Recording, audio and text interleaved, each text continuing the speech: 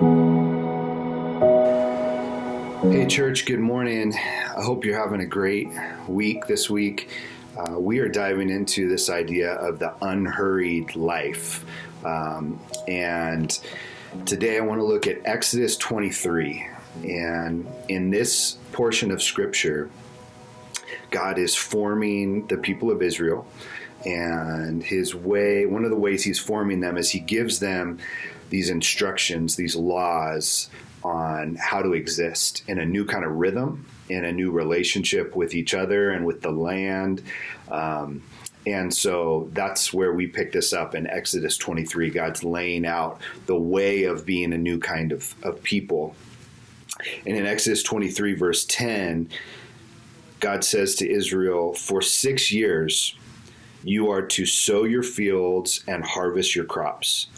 But during the 7th year, let the land lay unplowed and unused. Then the poor among your people may get food from it, and the wild animals may eat what is left. Do the same with your vineyard and your olive grove."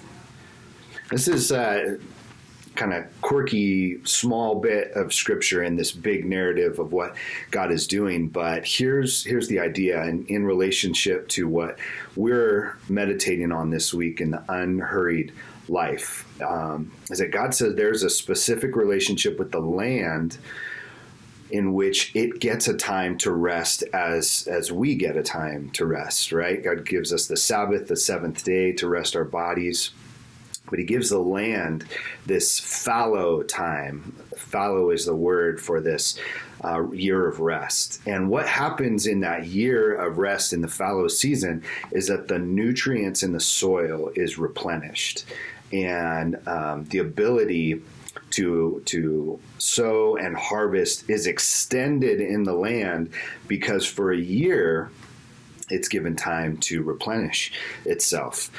And not only to replenish itself, but it also is this act of faith and trust, as well as preparation, that you get 6 years to work your land, harvest your crops, and then for a year, you don't get to do any of that. And so you are trusting the Lord's going to provide, that there's going to be enough in the 6 years to get you through the 7th year.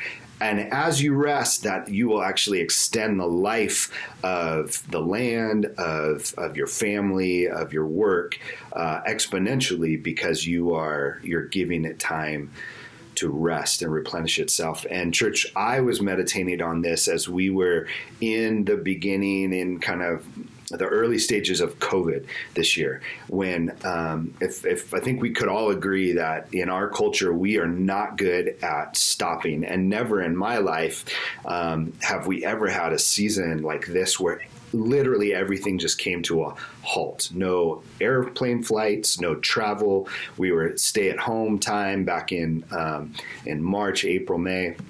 My kids were home from school. Everything just stopped. And I know there are frustrations with that, and I know there are consequences for that with our business community and a lot of different ramifications.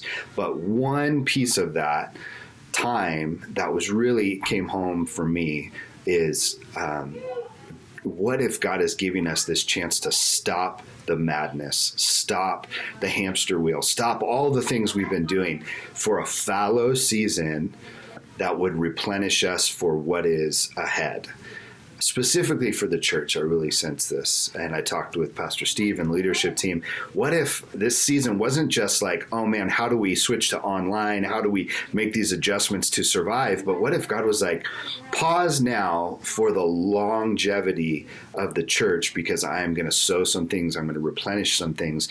You're going to be reinvigorated, new vision to go forward when it's time to run again. And so I submit that to you, and I would just ask you in this moment right now, could you pause whatever it is you're doing and pause your day, your morning, whenever you're listening to this, and what does it mean to rest in this moment right now, to pause everything, to stop what you're doing, and allow God to replenish you and your soul, to give you a word. Believe the Lord speaks now as he ever has in his spirit, and he would give you something for this morning. And would you write that thing down? It could be a word, it could be a verse, it could be somebody's name, it could be anything the Spirit gives you. And don't be worried about how big or small that thing is. Would you pause right now and listen to the Spirit and write down what it is God gives you, and then meditate on that today. And let that be just a fallow time in your day right now before you go ahead with what you're doing.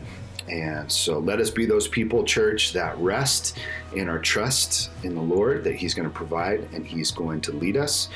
And let us be a hopeful people, I believe, when that season comes to an end, it's time to work the fields again. We are ready. We're prepared. We've done the work and the rest to prepare to move forward. God bless you, church.